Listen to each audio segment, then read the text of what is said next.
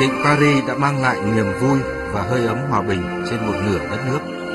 Miền Bắc tích cực khôi phục kinh tế và đẩy mạnh chi viện cho miền Nam. Tất cả đều hướng về nơi thành đồng Tổ quốc.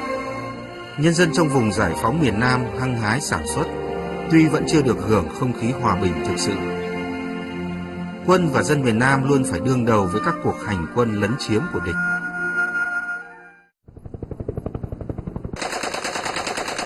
Tiếng súng vẫn chưa ngưng hẳn, vùng giải phóng luôn bị lấn chiếm.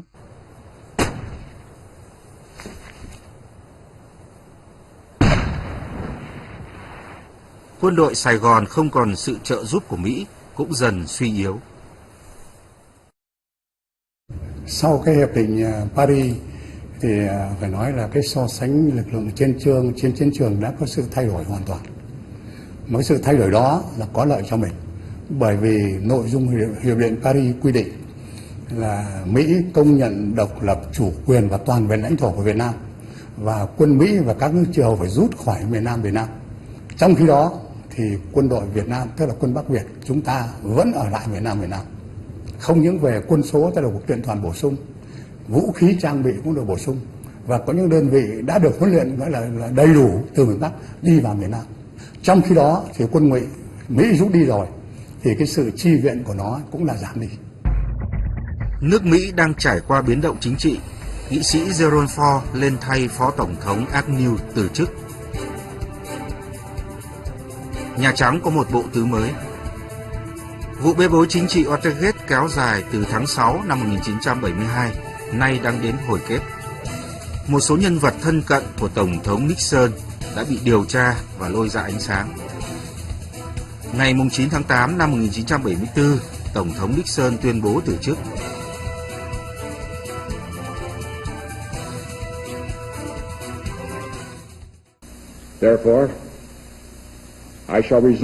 Vì vậy, tôi sẽ từ chức Tổng thống, có hiệu lực từ trưa ngày mai.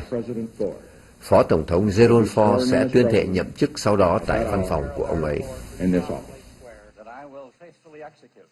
Tổng thống Gerald Ford nhậm chức trong bối cảnh nước Mỹ có nhiều khó khăn thách thức.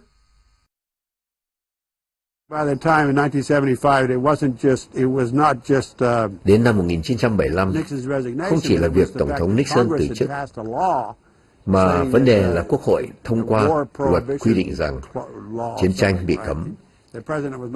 Tổng thống không được phép tiến hành chiến tranh nếu không có sự thông qua của Quốc hội. Có một nghị quyết quy định rằng không được phép sử dụng quân đội Mỹ ở Đông Nam Á.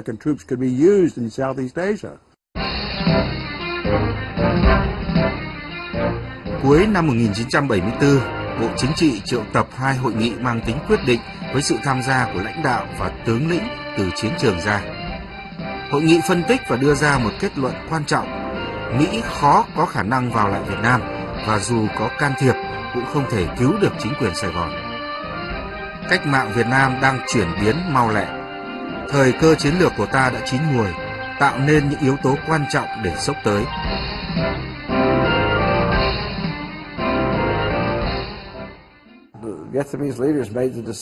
Các nhà lãnh đạo Việt Nam quyết định kết thúc chiến tranh bằng tấn công quân sự. Tôi phải nói rằng quyết định này là sáng suốt. Cả nước nô nức chuẩn bị vào một trận chiến lớn mang tính quyết định. Thế và lực của ta mạnh hơn bao giờ hết. Cuối tháng 12 năm 1974, quân giải phóng đã tấn công và làm chủ thị xã Phước Long.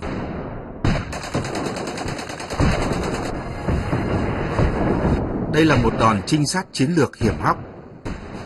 Lần đầu tiên ở miền Nam, một tỉnh được hoàn toàn giải phóng.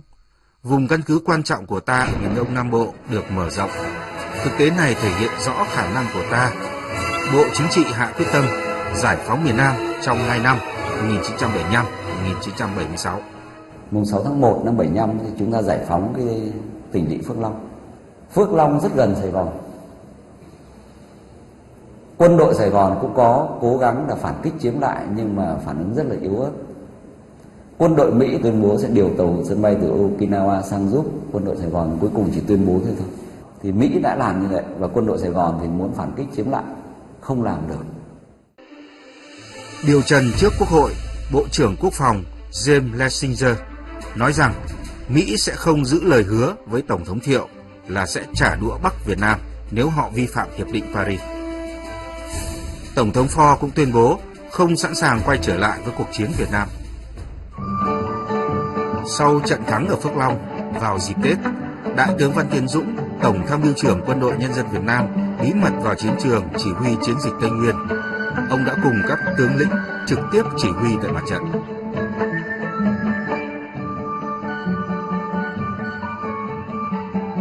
Tây Nguyên, một vùng đất rộng lớn và tươi đẹp, được chọn làm nơi mở đầu cho cuộc tổng tấn công mùa xuân 1975. Bộ Chỉ huy chiến dịch đã thông qua kế hoạch tác chiến ngay tại mặt trận với phương châm nghi binh bất ngờ. 2 vạn rưỡi quân và binh khí hiện đại gồm cả hỏa tiễn đã được huy động cho trận mở màn này. Tây Nguyên có thể nói có một cái vị trí chiến lược rất là quan trọng. Như đồng chí Võ Nguyên Giáp từng nói đấy, nó là cái nóc nhà của Đông Dương. Anh nào mà giữ được Tây Nguyên, chiếm được Tây Nguyên thì anh sẽ thắng. Thế và đến cái lúc này thì cái tuyến vận tải chiến lược của ta từ Bắc vào Nam đã xuyên qua Tây Nguyên vào đến Nam Bộ. Tây Nguyên dù sao nó là một cái địa hình miền núi, khu vực miền núi cũng hiểm trở. Mà địch ở đây ấy, thì phải nói là không mạnh, chỉ có cái sư đoàn 23 của quân Ngụy thôi. Quân ủy Trung ương đề nghị là đánh vào Tây Nguyên, mà đánh vào Tây Nguyên sẽ đánh vào Bắc Nguyên Thục, Nam Tây Nguyên, chứ không phải Bắc Tây Nguyên. Thì ban đầu ta sẽ đánh Tây Nguyên, đánh một số căn cứ ở đồng bằng, tạo điều kiện cho 76 giải phóng miền Nam. Đấy là thế chiến lược ban đầu. Đòn tấn công vào Buôn Ma Thuột bắt đầu. 2 giờ sáng ngày 10 tháng 3, từng loạt pháo hỏa tiễn dội bão lửa xuống sư đoàn bộ binh 23 của Ngụy. Xe tăng, xe thiết giáp, các loại xe kéo pháo, xe chở bộ binh của ta từ các phía ào ào tiến về hướng thị xã Buôn Ma Thuột. Bị bất ngờ, cơ quan đầu não địch rối loạn và hoàn toàn tê liệt. Với lối đánh điêu luyện, chỉ trong 1 giờ, bộ đội đặc công đã chiếm phần lớn sân bay, thị xã và toàn bộ kho Mai Hắc Đế.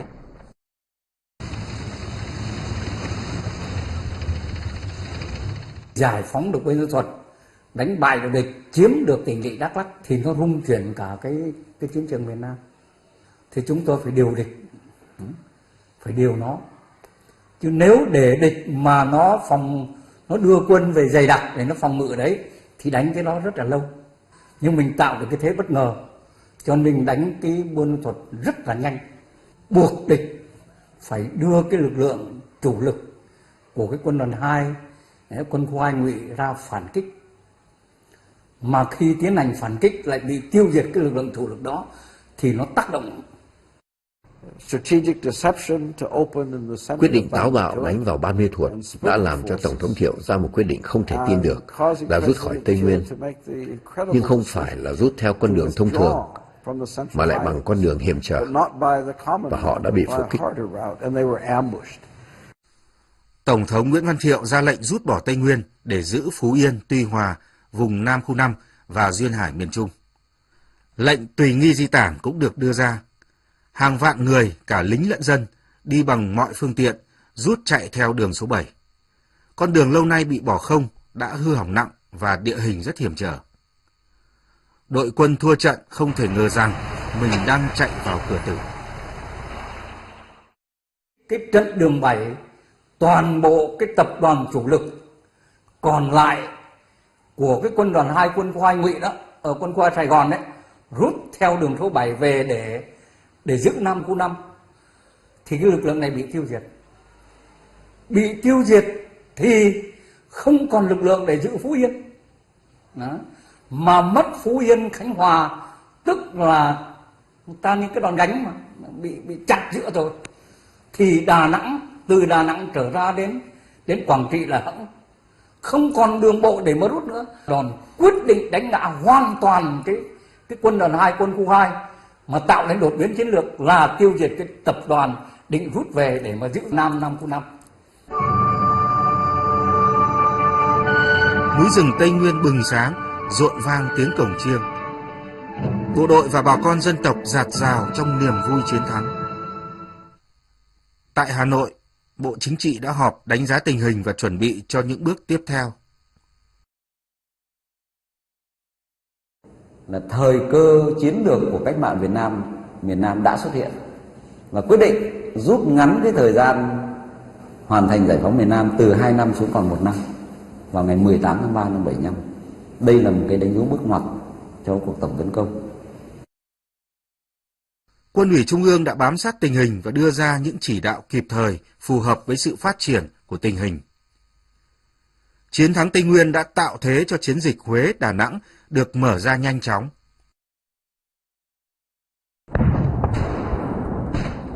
Huế thất thủ sau 3 ngày bị vây hãm mà không có sự chống trả đáng kể nào. Quân đội Việt Nam Cộng Hòa tan vỡ, rút chạy tới Đà Nẵng. Hàng triệu người ùn ùn di tản về phía Nam. Nếu như mà cái thành công của chiến dịch Tây Nguyên đưa đến cái sự sụp đổ về mặt chiến lược, thì cái chiến dịch Chỉ Thiên lại đưa đến cái sự thất bại của cái chiến lược co cụm chiến lược. Sau khi Tây Nguyên bị thất thủ, quân đội Việt Nam Cộng Hòa chủ trương là về tổ chức phòng ngự chiến lược từ Huế trở vào. Khi mà Huế bị thọc thủng, Thiệu đã chỉ thị cho Ngô Quang Trưởng, lúc bấy giờ là chỉ huy trưởng quân khu 1 và quân đoàn 1 lập cái tuyến phòng thủ ở Hải Vân, xây dựng và củng cố cái tuyến phòng thủ Đà Nẵng, bảo vệ cho Đà Nẵng. Đà Nẵng, thành phố lớn thứ 2 ở miền Nam, là một căn cứ quân sự liên hợp lớn, được Mỹ và quân đội Sài Gòn xây dựng ngày càng kiên cố. Mọi nguồn lực của quân đội Sài Gòn đều dồn về đây với quyết tâm tử thủ. Thành phố Đà Nẵng hoàn toàn bị cô lập sau khi ta giải phóng Huế ở phía Bắc và Quảng Nam ở phía Nam. Các cánh quân của ta đã nhanh chóng làm chủ những vị trí trọng yếu. Bán đảo Sơn Trà, sân bay, quân cảng Đà Nẵng lần lượt bị đánh chiếm. Hàng vạn người tìm mọi cách chạy ra khỏi Đà Nẵng đang bị tấn công mạnh mẽ. Tất cả mọi người đều muốn chạy ra khỏi Đà Nẵng trên những chiếc tàu của Mỹ. Những người đầu tiên bỏ chạy lại là lính. Họ bắt đầu giết lẫn nhau. Ở phía dưới, những người lính ném lựu đạn vào nhau. Ở đây, quan hệ con người hoàn toàn bị phá vỡ. Cuộc tiến công Đà Nẵng của các binh đoàn chủ lực kết hợp với các lực lượng vũ trang địa phương và quần chúng. Với các lực lượng vũ trang và quần chúng nổi dậy đúng lúc và kịp thời. Đến 15 giờ ngày 29 tháng 3, các cánh quân ta hợp điểm tại bán đảo Sơn Trà. Toàn bộ 120.000 lính Cộng Hòa ở Đà Nẵng bị tiêu diệt và tan rã. Nhân dân tưng bừng đón bộ đội vào thành phố. Đà Nẵng được hoàn toàn giải phóng. Chúng tôi thấy là Duyên Hải và Đà Nẵng đã được giải phóng ấy, thì nó có ý nghĩa rất to lớn, là chúng ta đã giải phóng một vùng rộng lớn từ ở Phan Rang, Phan Thiết trở ra mà địch không có đủ điều kiện mà lấy lại được. Chúng tôi thu được pháo 105, pháo 155, rồi các loại đạn, rồi xăng dầu, rồi các cái chiến lợi phẩm. Nó đã bổ sung cho quân đoàn 2 của chúng tôi rất nhiều, để cho chúng tôi trở thành một cái lực lượng hùng hậu để thực hành tiến công trên cánh đông trên chiến dịch Hồ Chí Minh. Sáng 31 tháng 3, Bộ Chính trị họp mở rộng bàn về đòn chiến lược cuối cùng. Bộ Chính trị đánh giá ta hoàn toàn có khả năng tập trung lực lượng cả nước đến mức cao nhất, áp đảo địch trên chiến trường trọng điểm là Sài Gòn. Thời cơ lớn đã xuất hiện, chắc chắn ta giành toàn thắng trong trận quyết chiến chiến lược cuối cùng này. Sau cái chiến dịch Đà Nẵng thành công ấy, thì Bộ Chính trị đã họp quyết định là phải giải phóng miền Nam trước mùa mưa, tốt nhất là trong tháng 4, không thể để chậm. Tức là rút ngắn lại thêm cái thời gian từ 2 năm xuống 1 năm, từ 1 năm xuống nửa năm, và bây giờ chỉ còn có mấy tháng. Thì cái tình huống chiến lược ấy, cái thời cơ chiến lược nó rất hay ở cái giai đoạn này, và quả nhiên chúng ta làm được một ngày bằng 20 năm.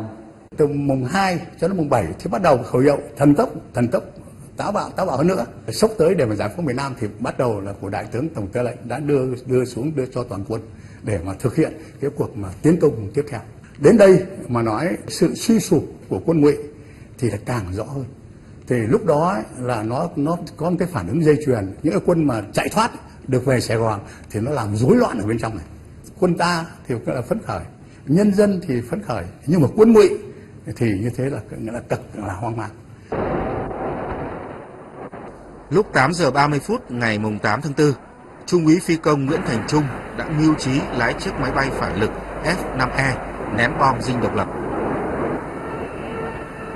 Đây lại thêm một đòn làm tăng sự hoảng loạn trong chính quyền Sài Gòn, góp phần đẩy nhanh việc kết thúc chiến tranh. Trong đà tiến công giải phóng các tỉnh duyên hải miền Trung, Bộ Tổng tham mưu nhận thấy cần gấp rút giải phóng các đảo trong quần đảo Trường Sa, vùng lãnh hải có vị trí chiến lược rất quan trọng về kinh tế và quân sự. Lúc này, quân đội Việt Nam Cộng Hòa đang nắm giữ quyền kiểm soát. Chúng ta đã tiến công giải phóng các đảo, tạo bàn đạp để từng bước mở rộng phạm vi đóng giữ các đảo và bãi cạn khác. Một cái quyết định tôi cho rằng mang tính chiến lược.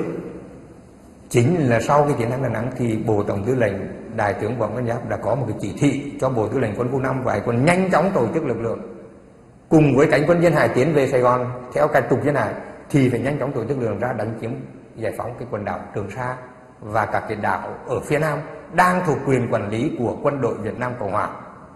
Tôi cho rằng đây là một cái quyết định mang tầm chiến lược. Chỉ cần đẩy lùi lại thì lúc bấy giờ trên vùng biển ở quần đảo Trường Sa có rất nhiều nước, hải quân của rất nhiều nước, thì rõ ràng họ sẽ nhảy vào họ chiếm, đẩy cái việc ra rồi. OEN thì là sang thị sát và khảo sát, thì nó cho là cái phòng tuyến Phan Rang ấy, thì như thế là cũng rất quan trọng, phải tức là phòng thủ cho vững chắc, nhưng mà là không quan trọng bằng cái phòng tuyến, phải xây dựng cái phòng tuyến Xuân Lộc, Tây Ninh. Bởi vì Xuân Lộc với Tây Ninh ấy nó phải là một cái phòng tuyến thép vững chắc, nó bảo vệ trực tiếp cho quân đoàn 3 Ngụy và Sài Gòn. Hy vọng cuối cùng để ngăn chặn bước tiến của quân giải phóng vào Sài Gòn đặt vào Xuân Lộc, một thị xã cách Sài Gòn 80 cây số về phía đông.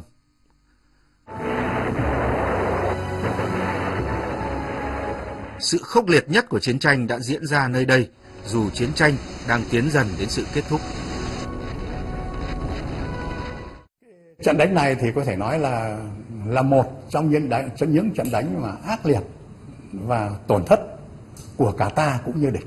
Nó đã tăng cường không những lực lượng quân dưới đất và trên không, vì nó ném bom CBU là cái loại mà ném bom mà có sức nóng là rất lớn, khoảng 2.000 độ. Tức là nó làm cháy hết tất cả cái khu vực ấy, và làm cái khoảng không này tức là không còn oxy nữa. Nếu nói về quân ta mà nói thì mỗi cái sư đoàn của chúng tôi cũng khoảng mất 1.000 người, và sư đoàn bạn cũng khoảng như thế, cũng tương tự như thế. Đấy, thì như thế tức là cái gọi là căng thẳng nhất mà quyết liệt nhất, nhưng mà anh em vẫn bám trụ. Tướng Lê Minh Đảo và sư đoàn 18 phải rút khỏi Xuân Lộc, chấp nhận bỏ ngỏ Sài Gòn.